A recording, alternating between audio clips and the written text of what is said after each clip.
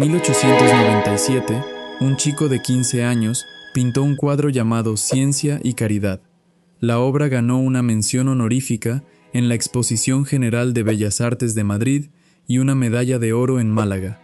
Ese chico se llamaba Pablo Ruiz, todavía firmaba con el apellido de su padre, y a esa edad ya dominaba la técnica académica española como cualquier maestro consagrado del siglo XIX.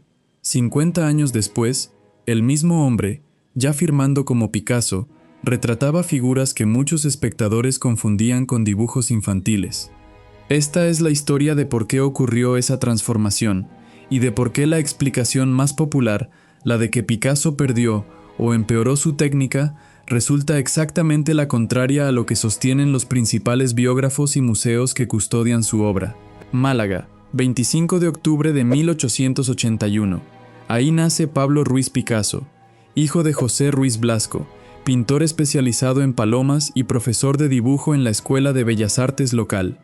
En 1891, la familia se trasladó a Coruña por un cambio de destino profesional del padre, y ahí Picasso, con apenas 10 años, empezó a recibir formación artística seria. 4 años después, tras la muerte de su hermana pequeña, la familia se instaló en Barcelona, y Picasso entró en la Escuela de Bellas Artes de La Lonja, donde el padre convenció a las autoridades para que el niño hiciera el examen de ingreso a la clase avanzada, examen que aprobó con solo 13 años.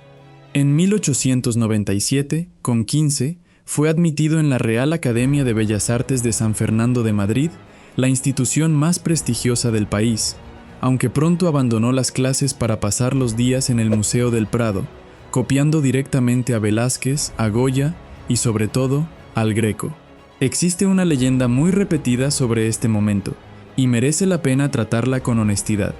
Cuenta la historia que el padre de Picasso, al ver cómo el niño terminaba unos bocetos de palomas superándolo técnicamente, le entregó sus propios pinceles y su paleta y juró no volver a pintar.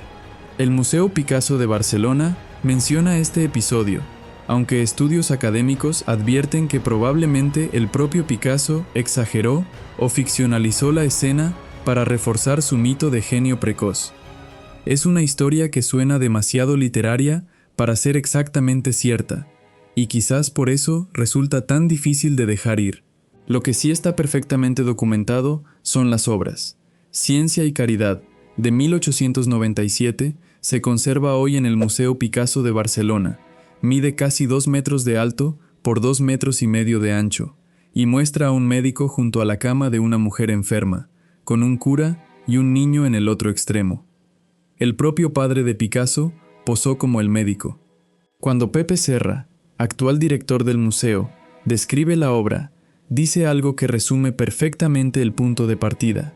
En 1897, cuando pintó Ciencia y Caridad, Picasso todavía no existía. Es una obra de Pablo Ruiz, un chico de solo 15 años que ya era extraordinariamente dotado técnicamente. La firma que aparece en el cuadro no dice Picasso, sino P. Ruiz. La transformación que estamos a punto de recorrer empieza justo ahí, en el momento en que un adolescente español que ya sabía pintar como los maestros del Prado, empezó a plantearse si eso era realmente lo que quería seguir haciendo el resto de su vida.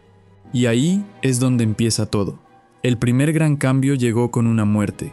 El 17 de febrero de 1901, en el Café L'Hippodrome del Boulevard de Clichy de París, un amigo íntimo de Picasso, llamado Carles Casagemas, se disparó en la sien derecha tras el rechazo amoroso de una mujer llamada Germaine Gargallo. Picasso estaba en España cuando ocurrió, aunque el impacto emocional fue tan profundo que años más tarde, en una conversación con el crítico Pierre Daix, resumió aquel momento con una frase muy directa: «Fue pensando en Casagemas que empecé a pintar en azul». Nació así el periodo azul, que se extendería aproximadamente entre 1901 y 1904. Durante esos 3 años, la paleta de Picasso se redujo casi por completo a tonos fríos, y los temas se llenaron de mendigos, prostitutas, ciegos, madres desamparadas y figuras solitarias que parecían absorber el frío del propio color. La obra maestra de este periodo, La vida, pintada en Barcelona en 1903, se conserva hoy en el Cleveland Museum of Art. Es un cuadro que mira directamente al dolor y que representa el primer viraje radical de un artista formado para pintar realismo académico que de pronto decide usar la pintura para algo completamente distinto. En 1904, Picasso se instaló definitivamente en París, mudándose al Bateau Lavoir, un edificio destartalado de Montmartre donde vivían artistas y poetas sin dinero, pero con muchas ideas, y ahí conoció a Fernande Olivier, su primera gran compañera adulta. Con Fernande, la paleta cambió. Los azules fríos dejaron paso a rosas, naranjas y ocres cálidos, y los temas abandonaron la miseria para poblarse de arlequines, saltimbanquis y acróbatas de circo. Picasso vivía cerca del Circo Medrano, en Montmartre, y lo visitaba 3 o 4 veces por semana. Su obra emblemática de este periodo, Familia de Saltimbanquis, se pintó en 1905 y hoy cuelga en la National Gallery of Art de Washington. Cada gran cambio en la vida de Picasso, ya se puede intuir aquí, coincide con un cambio en su entorno, en sus afectos o en las obras que estaba viendo por primera vez. En 1906 empezaron a llegar las influencias que le harían dar el salto más radical de toda su carrera. Ese año, Picasso visitó 2 exposiciones que le cambiaron la mirada. Una fue la muestra de escultura ibérica que se exhibía en el Louvre, y la otra fueron las retrospectivas de Paul Cézanne y Paul Gauguin. El momento verdaderamente decisivo, sin embargo, llegó unos meses después. En algún momento entre mayo y junio de 1907, Picasso visitó el Museo de Etnografía del Trocadero, en París, donde se conservaba una gran colección de máscaras africanas y objetos rituales de Oceanía. Años más tarde, hablando con el escritor André Malraux, describió aquel encuentro con una precisión casi mística. Cuando fui al Trocadero, comprendí que era muy importante, algo me estaba pasando. Las máscaras no eran esculturas como las otras, en absoluto, eran cosas mágicas. Con esas influencias digeridas, Picasso encerró en su estudio del Bateau Lavoir un lienzo enorme de casi 2,5 metros de lado y pintó Las señoritas de Aviñón.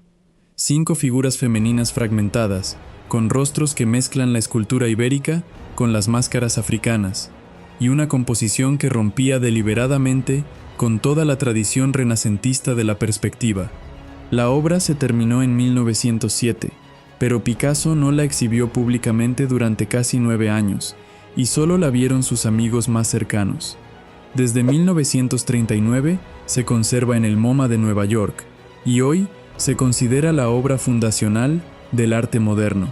Aquí llega uno de los datos que suelen sorprender a la gente. Picasso no inventó el cubismo solo. Entre 1908 y 1914, trabajó tan estrechamente con el pintor francés Georges Braque que sus obras de esos años son a veces prácticamente indistinguibles. El propio Braque describió aquella relación con una imagen memorable, diciendo que él y Picasso eran como 2 alpinistas atados por la misma cuerda. Se visitaban a diario, comparaban lienzos, se corregían mutuamente. William Rubin, uno de los grandes conservadores del MoMA, resumió esa colaboración con una frase que zanja el debate. Durante los años cubistas, ambos artistas daban lo mejor de sí cuando estaban más cerca el uno del otro. El cubismo, tal como lo conocemos, fue una visión que ninguno de los dos podría haber realizado solo. El propio nombre, cubismo, nació como un insulto. El crítico Louis Boxel, al ver unos paisajes de Braque en 1908, se burló de aquellos cubos, y el mote se quedó. Eso solo era el principio. Después del cubismo, cualquier otro pintor probablemente se habría dedicado a explotar comercialmente esa revolución durante el resto de su vida. Picasso hizo exactamente lo contrario. En febrero de 1917, aceptó una invitación de Jean Cocteau y Sergei Diaghilev para colaborar con los ballets rusos en el Ballet Parade, y ese viaje le llevó a Roma, Nápoles, Pompeya y Florencia, permitiéndole estudiar directamente la escultura antigua, a Rafael, a Miguel Ángel y los frescos romanos. En Roma conoció a una bailarina rusa llamada Olga Kokhlova, con la que se casaría en 1918. Algo aún más inesperado ocurrió en su pintura, porque Picasso, el hombre que acababa de romper con la representación clásica del cuerpo, empezó a pintar figuras monumentales, robustas, con una serenidad casi escultórica. Es su llamado periodo clásico o neoclásico, y su obra emblemática, Dos mujeres corriendo por la playa, de 1922, muestra una escena que parece pintada por un contemporáneo de Rafael más que por el inventor del cubismo. Aquí queda claro que Picasso no había abandonado el academicismo, lo tenía guardado, disponible, y podía volver a él cuando le convenía. En 1925, el poeta francés André Breton lo reclamó como parte del movimiento surrealista en su libro El surrealismo y la pintura, e incluso reprodujo Las señoritas de Aviñón. Ese mismo año, Picasso pintó Las tres bailarinas, una obra que hoy se conserva en la Tate de Londres y que muestra una escena angustiosa, casi convulsa, muy distinta a las figuras clásicas de 3 años antes. Coincidía con el deterioro de su matrimonio con Olga y con el inicio de una relación secreta con Marie-Thérèse Walter, que entonces tenía 17 años y él 45. Conviene ser precisos aquí. Picasso nunca se afilió formalmente al surrealismo, porque le interesaban sus imágenes y su energía, pero el famoso automatismo psíquico puro que Breton exigía a sus seguidores nunca terminó de convencerle. Coqueteó con el movimiento y siguió su camino. En abril de 1937, ocurrió algo que llevaría a Picasso a pintar la obra más famosa del arte del siglo XX. El 26 de abril de ese año, la Legión Cóndor alemana y la aviación italiana, en apoyo al bando franquista, bombardearon la villa vasca de Guernica durante varias horas. El gobierno de la República Española ya le había encargado en enero un mural para el pabellón español de la Exposición Internacional de París, y tras el bombardeo, Picasso decidió cuál sería el tema. Entre el 1 de mayo y el 4 de junio de 1937, en poco más de un mes, pintó Guernica, un lienzo de 3,5 metros de alto por casi 8 de ancho, en blanco, negro y gris. La obra viajó a Nueva York durante la dictadura franquista, custodiada durante décadas por el MoMA a petición del propio Picasso, y no regresó a España hasta 1981. Desde 1992 se exhibe en el Museo Nacional Centro de Arte Reina Sofía de Madrid. Aquí llegamos a la parte que más se malinterpreta de su obra. En los últimos 25 años de su vida, Picasso volvió a cambiar de registro varias veces. En 1957 se encerró en su villa de Cannes y pintó 58 variaciones sobre las Meninas de Velázquez, entre el 17 de agosto y finales de diciembre de ese año, y es la única serie completa suya que se conserva unida, hoy visible íntegra en el Museu Picasso de Barcelona, a donde la donó en 1968 en memoria de su amigo Jaume Sabartés. Hizo homenajes similares a Manet y a Delacroix. Se dedicó intensamente a la cerámica en el pueblo de Vallauris y produjo cientos de obras finales con un trazo rápido, gestual, que muchos espectadores no expertos leyeron como el trabajo de alguien que ya no sabía pintar. Y ahí es exactamente donde se equivocan. La clave para entender por qué Picasso cambió tanto de estilo y por qué esos últimos cuadros no representan un declive sino una elección está en las propias palabras del pintor. En mayo de 1923, cuando ya era mundialmente famoso, concedió una entrevista al historiador Marius de Zayas para la revista The Arts de Nueva York, y en esa entrevista dijo 2 cosas que, leídas hoy, funcionan casi como un manual de instrucciones para entender toda su carrera. La primera: todos sabemos que el arte no es la verdad. El arte es una mentira que nos hace comprender la verdad, en quod. La segunda, todavía más importante: variación no significa evolución. Si un artista varía su modo de expresión, esto solo significa que ha cambiado su manera de pensar, y al cambiar, podría ser para mejor o para peor. Esta segunda frase es la que desmonta la lectura popular de que Picasso empeoró con los años, porque él no lo veía como una evolución lineal desde lo bueno hacia lo malo, ni desde lo malo hacia lo bueno. Lo veía como variación, como cambio de manera de pensar, y cada cambio traía consigo un lenguaje distinto. Esta interpretación es la que sostiene hoy la Academia.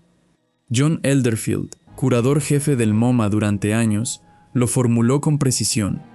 Gracias a su extraordinaria virtuosidad técnica, Picasso podía emplear estilos contradictorios a voluntad, y fue probablemente el primer artista occidental en insistir voluntaria y persistentemente en la relativa arbitrariedad de los medios de la representación pictórica. Traducido, Picasso descubrió, antes que ningún otro, que el estilo con el que se pinta un cuadro no es una verdad natural, sino una elección.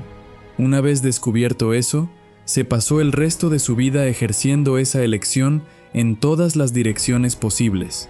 Cuando quería pintar como los maestros griegos y romanos, lo hacía. Cuando quería pintar como un tallador de máscaras africanas, lo hacía. Cuando quería pintar como un niño de 6 años, también. Queda una última pregunta, quizás incómoda, que en los últimos años ha empezado a acompañar toda conversación sobre Picasso. En 2023, 50 años después de su muerte, el Brooklyn Museum inauguró una exposición titulada It's Pablo-matic, Picasso según Hannah Gadsby, que revisaba críticamente su biografía a la luz de las relaciones con las mujeres de su vida. Françoise Gillot, la única de sus grandes compañeras que lo dejó a él y no al revés, publicó en 1964 unas memorias tituladas Vida con Picasso, en las que atribuye al pintor una frase que ha marcado buena parte de esta relectura. Para mí, hay 2 clases de mujeres, diosas y felpudos. 2 de sus parejas se suicidaron años después de su muerte, y su nieta Marina Picasso ha denunciado públicamente el trato que recibió su familia. Al mismo tiempo, y este es un dato de contexto importante, el mercado del arte no se ha resentido en absoluto. En mayo de 2015, su cuadro Las mujeres de Argel, versión O, se vendió en Christie's de Nueva York por $179 millones, récord mundial en su momento, y en noviembre de 2023, en plena polémica del cincuentenario, otro Picasso, Mujer con reloj, se vendió en Sotheby's por $139 millones, la obra más cara subastada en el mundo ese año. Casi 5 décadas después de su muerte, Picasso sigue siendo el artista más caro y probablemente el más discutido del arte moderno. Su transformación estilística, que empezó siendo un chico de 15 años dominando el realismo académico y terminó siendo un anciano de 90, pintando con la libertad de un niño, no fue un accidente, ni un declive, ni una pose comercial. Fue una decisión sostenida durante casi 80 años, la de negarse a repetir un lenguaje una vez que lo había dominado. La pregunta que queda flotando, la que probablemente merece la pena hacerse cuando termine este video, es si esa decisión sigue siendo posible hoy, en un mundo donde a la mayoría de los artistas se les pide justo lo contrario, que encuentren un estilo reconocible y que lo repitan hasta el final de sus vidas.